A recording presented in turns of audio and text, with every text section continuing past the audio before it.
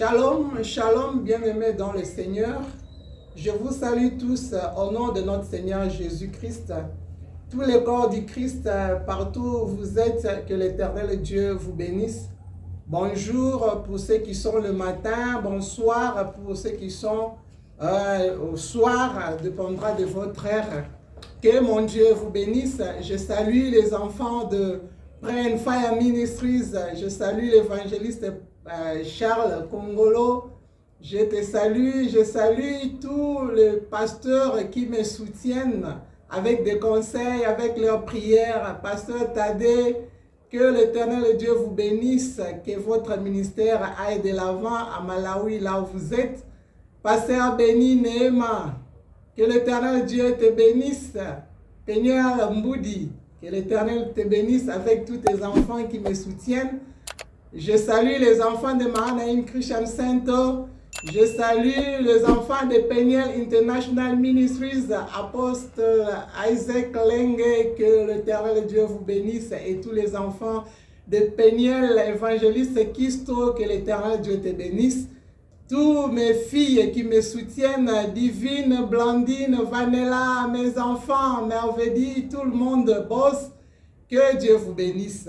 Bienvenue sur notre chaîne Mahanaim Christian Center. Je vous demande encore de vous abonner, de liker, abonnez-vous massivement, partagez, que l'Éternel Dieu vous bénisse pour votre temps que vous allez partager, pour vos mégas que vous avez placés pour écouter ce temps de l'enseignement. Bien-aimés dans le Seigneur, que mon Dieu vous bénisse. Nous continuons avec notre thème de la fois passée. Nous sommes toujours sur la fin de temps. J'avais parlé de la seconde, du troisième, comment dirais-je, le second retour de Jésus-Christ. Alléluia. Et dans ce second retour, il y a des étapes. Aujourd'hui, j'ai promis de parler sur l'Armageddon et la fin. Bien-aimés dans le Seigneur, restez toujours connectés. Que mon Dieu vous bénisse pour ces moments. Le temps de la fin, bien-aimés dans le Seigneur, selon la prophétie de Daniel 12, versets 4 à 9, on peut commencer avec là. Daniel 12, versets 4 à 9. Nous lisons rapidement.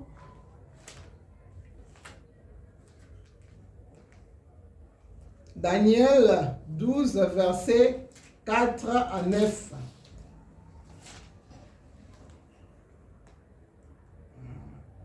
Et toi, Daniel, tiens secrète ces paroles et scelle le livre jusqu'au temps de la fin. Plusieurs alors liront la connaissance. Verset 5. Et moi, Daniel, j'ai regardé, et voici deux autres hommes se tenaient debout, l'un en deçà du bord du fleuve et l'autre au-delà du bord du fleuve. L'un d'eux dit à l'homme vêtu de lin, qui se tenait au-dessus des eaux du fleuve, quand sera la fin? Et c'est prodige. Et j'entendis l'homme vêtu de lin qui se tenait au-dessus des eaux du fleuve s'éleva vers les yeux, s'éleva vers le cieux, sa main droite et sa main gauche, et il cessera dans un temps de temps. Amen. Et la moitié d'un temps, et que toutes ces choses finiront quand la force du peuple saint sera entièrement brisée. 8. J'entendis, mais je ne compris pas. Et je dis, mon Seigneur, quelle sera l'issue de ces choses? Il répondit, va, Daniel, car ces paroles seront tenues secrètes et scellées jusqu'au temps de la fin. Plusieurs seront purifiés, blanchis et purés. Le méchant feront et le mal, et aucun de méchant ne comprendra. Mais ceux qui auront de l'intelligence comprendront. Bien-aimés dans le Seigneur, je vous dis que le temps de la fin, la connaissance va augmenter selon Daniel chapitre 12, verset 4. On dit, la connaissance augmentera. Dans le dernier paragraphe, on dit, toi Daniel, tiens secrète ces paroles et scelle les livres jusqu'au temps de la fin. Plusieurs alors liront et la connaissance augmentera. Bien-aimés dans le Seigneur, le temps de la fin, il faut que cette prophétie s'accomplisse. Il faut que la connaissance augmente. C'est comme ça que nous devons avoir cette connaissance. On ne doit pas être ignorant de ce qui arrive dans le temps de la fin. Bien-aimés, il y a l'avancement aussi de la technologie. Il y a l'avancement aussi dans des réseaux sociaux. Comme vous êtes là en train d'écouter la parole de Dieu. Et ce sont les signes de la fin de temps. Tous les signes possibles sont déjà accomplis. Jésus nous a enseigné de saisir les signes de temps. Nous savons que les nations se précipiteront vers l'Armageddon. Bien-aimés dans le Seigneur, c'est le temps où Jésus-Christ va rentrer. Le temps que je suis en train de vous dire, il y aura l'Armageddon. Mais quand exactement cela prendra place, les disciples ont demandé à Jésus, nous devons être comme les fils d'Issachar. 1 Chronique 12, verset 32. Alléluia. Nous devons connaître les temps. 1 Chronique 12, verset 32. Nous lisons rapidement.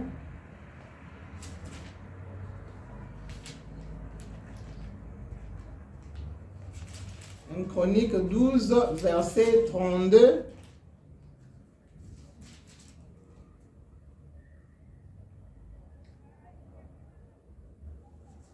Nous sommes dans 1 Chronique 12, verset 32. Si je suis dans 2 Chroniques, 1 Chronique 12, 32.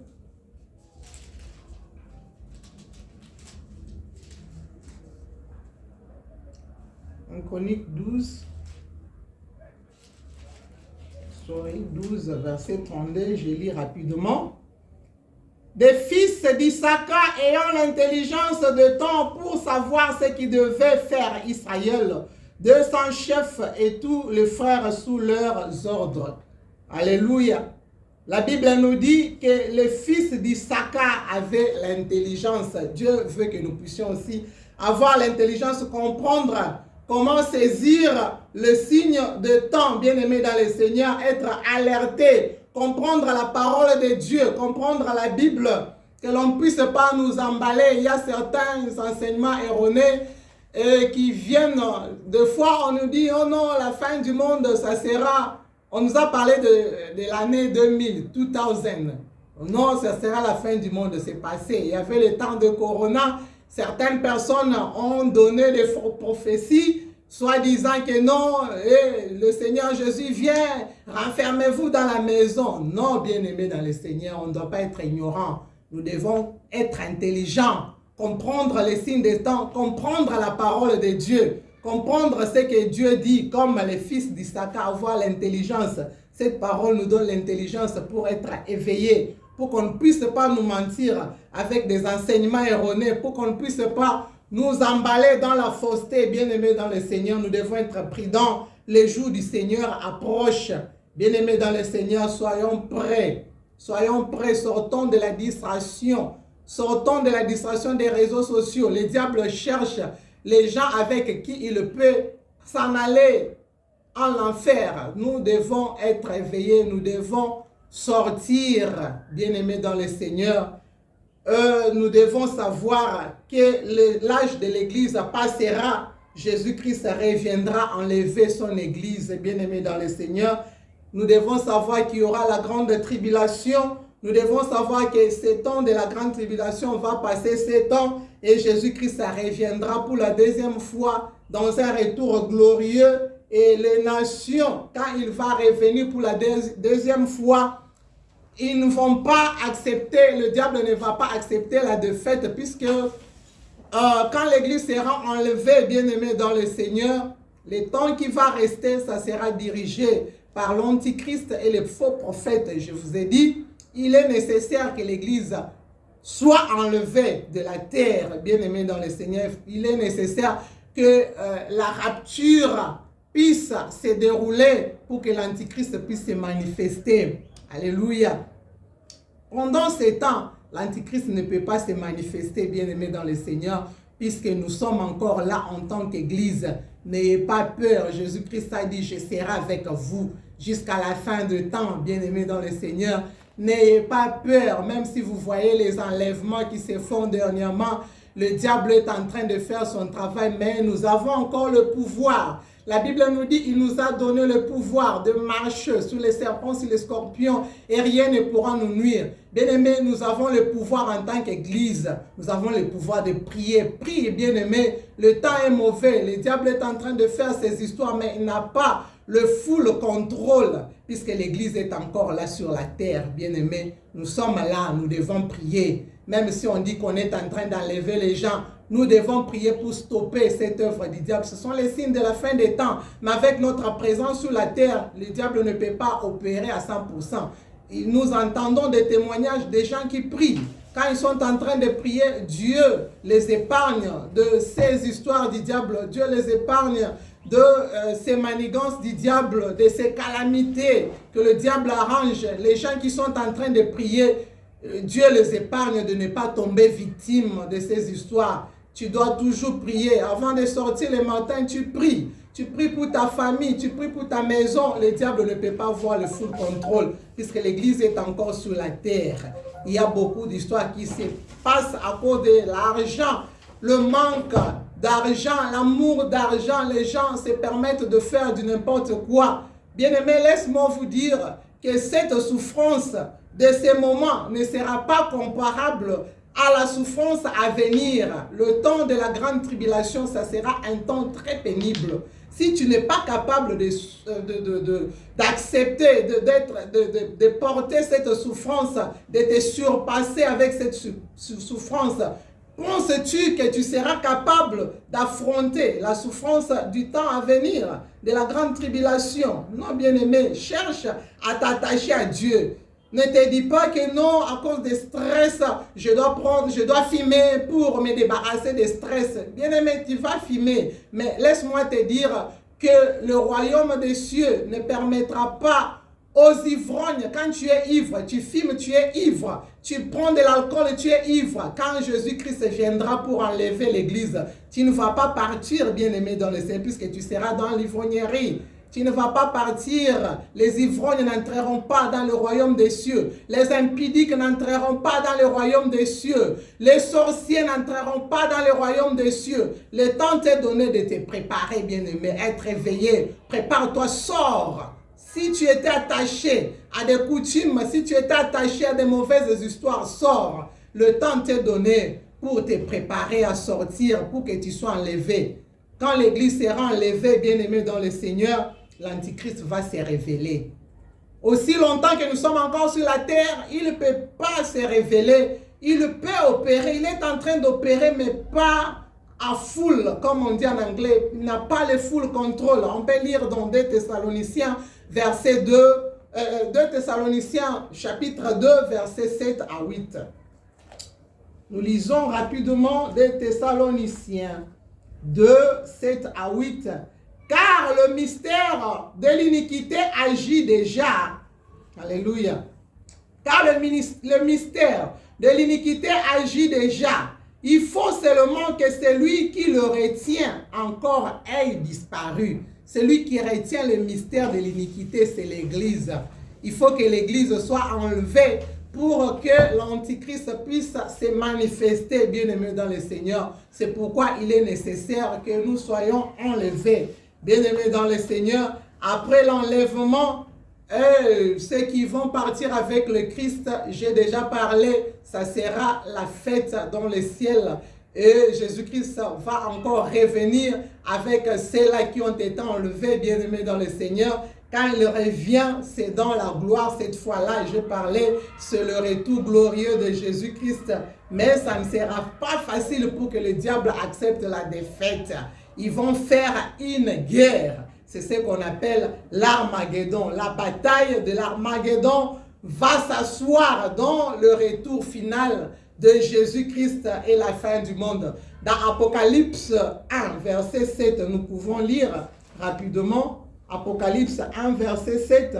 Voici, il vient avec les nuées et tout œil le verra, même ceux qui l'ont percé. Et tous les tribus de la terre se lamenteront à cause de lui. Amen. Bien-aimés dans le Seigneur, quand Jésus-Christ revient, il vient dans la gloire. Les tribus de la terre se lamenteront. Donc, quand l'Antichrist est resté diriger le monde, quand Jésus-Christ a enlevé les chrétiens, ils sont partis, les croyants sont partis avec l'enlèvement.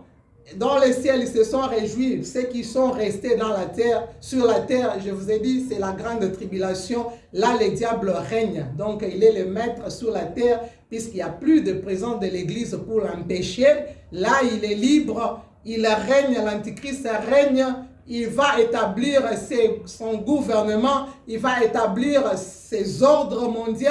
Avant d'acheter, il faut avoir le cachet, la marque, le marque de la bête. Le 666 qu'on avait lu dans l'Apocalypse, avant d'acheter ou de vendre, il faut en avoir, ça sera obligatoire. Donc le diable va s'imposer, ça sera son temps, donc son règne sous la terre. Alors les faux prophètes vont aussi apparaître, ils vont profaner le lien saint, ils vont se placer là où il y avait des églises pour qu'elles soient adorées, bien-aimés dans le Seigneur. Ça sera un temps terrible. Alors, quand le diable s'est déjà assis sur la terre, il ne va pas permettre que le royaume des cieux puisse venir pour prendre sa place, puisque Jésus-Christ doit revenir dans la gloire pour s'installer sur la terre. Et quand il revient, ils vont chercher à les résister. C'est ce qu'on appelle l'Armageddon. C'est cette guerre-là de l'armée, les armées de la terre. Ils vont se former, ils vont se regrouper. Toutes les armées de la terre vont se regrouper, les antichrists, les faux prophètes, tout le roi de la terre, ils vont se regrouper pour faire la guerre à l'armée de Jésus-Christ, pour faire la guerre à l'armée sainte. C'est ce qu'on appelle Armageddon. Cela va arriver, bien-aimés dans le Seigneur, sur la vallée qu'on appelle Megiddo, le mont Megiddo, bien-aimé dans le Seigneur. Cela est mentionné au moins dans l'Ancien Testament 10 fois.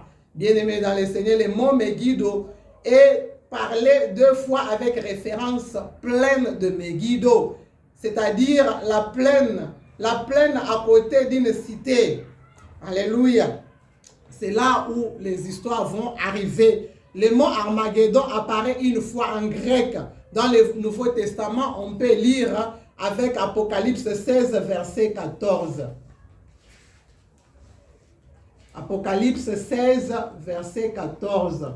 Nous lisons: car ce sont des esprits de démons qui font des prodiges et qui vont vers le roi de toute la terre afin de les rassembler pour le combat du grand jour du Dieu Tout-Puissant. Alléluia. Verset 15. Voici, je viens comme un voleur. Heureux celui qui veille et qui garde ses vêtements afin qu'il ne marche pas nu et qu'on ne voit pas sa honte. Il est rassembleur dans les lieux appelés en hébreu Armageddon. Bien-aimé dans le Seigneur, c'est là où ces mots est mentionné dans la Bible. Bien-aimés dans le Seigneur, dans le livre d'Apocalypse qu'on vient de lire, Apocalypse 16, versets 14 à 16, on parle de ces lieux où les armées de la terre vont se rassembler dans ces lieux appelés Armageddon. Alléluia. Le mont Megiddo est près de la cité Haïfa, approximativement 25 000 à 40 km du sud-ouest de la mer Galiléenne, du lac Tibéria pour les Romains. Donc c'est en Israël, bien-aimés dans le Seigneur. C'est une location de l'ancien temps qui était devenue la victoire pour que Dieu emporte contre ses ennemis, bien-aimés dans le Seigneur. Megiddo est un endroit archéologique de l'Ancien Testament. C'est que la Bible est en train de nous dire dans Révélation qu'on vient de lire. Donc Armageddon vient du mot Megiddo. Alléluia. Donc la prophétie doit s'accomplir.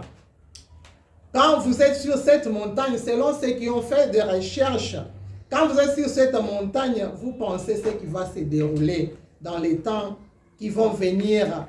Alléluia, sur cette montagne de pleurs. Donc c'était une montagne de pleurs, de sang. Là, on tuait les gens. Et la prophétie qui y concerne pour la fin des temps, qu'il y a des armes sophistiquées qu'on encaisse déjà dans cet endroit, dans une petite espace, dans cette grande vallée. On est déjà en train d'arranger les armes qui sont cachées dans cette vallée, bien-aimés, dans cette vallée.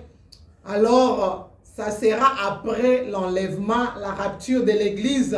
Les nations de la terre vont être dirigées par l'Antichrist. Ils vont se retrouver supernaturellement surplongés dans cette plaine de Megiddo en Israël pour accomplir la prophétie concernant cette catastrophe qui n'a pas d'égal. Donc, ça n'a jamais été depuis que la terre a été faite.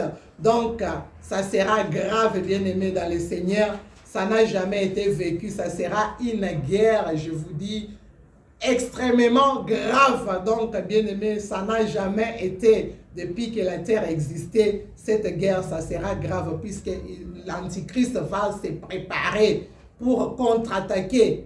Imaginez-vous ce qui se passe déjà actuellement quand on voit deux nations en train de combattre. Nous voyons la Russie en train de combattre l'Ukraine. Vous voyez les genres des armes qui sont préparées, qu'on appelle Satan 1, Satan 2. Donc, imaginez-vous maintenant cette guerre-là, si toutes ces nations-là vont se réunir avec leurs armes sophistiquées pour combattre l'armée de Dieu. Donc, c'est ce qui va se passer. Ils sont en train de se préparer, bien-aimés dans le Seigneur, dans la fin des temps. Mais avant la bataille de l'Armageddon, il y aura une bataille que Israël va faire face avec le nord d'Israël qui seront ensemble avec la Russie. Ils vont combattre, ils vont se joindre pour combattre Israël pendant 6 jours. Alléluia, mais Dieu va prendre la défense de son peuple. Bien-aimé dans le Seigneur, Dieu va prendre la défense de son peuple. C'est ce qui va se passer. Nous allons encore continuer. Je vais parler de la grande bataille. Mais je vous demande de vous abonner. C'est très intéressant. Vous devez connaître ces histoires, bien-aimés dans le Seigneur. Vous devez être comme les enfants d'Issachar, comme j'ai lu dans la Bible. On vient de nous lire concernant les enfants d'Issachar qui sont intelligents. Soyez intelligents. Comprenez les signes des temps. Comprenez ce qui va arriver. Soyez préparés pour que vous ne puissiez pas passer dans toutes ces choses. Choisissez déjà votre côté à être. Je vais parler de la grande bataille dans la prochaine émission. Que mon Dieu vous bénisse. Soyez toujours branchés dans notre télé Mahanaim Christian Center. Que l'Éternel Dieu vous bénisse. Que mon Dieu bénisse Praying Fire Ministries. Que Dieu bénisse tous les bien-aimés qui sont en train de me suivre. Restez bénis. C'est que je n'ai pas mentionné les noms, mais Dieu vous connaît, que vous êtes là. Soyez toujours bénis. Que mon Dieu vous bénisse. À la prochaine.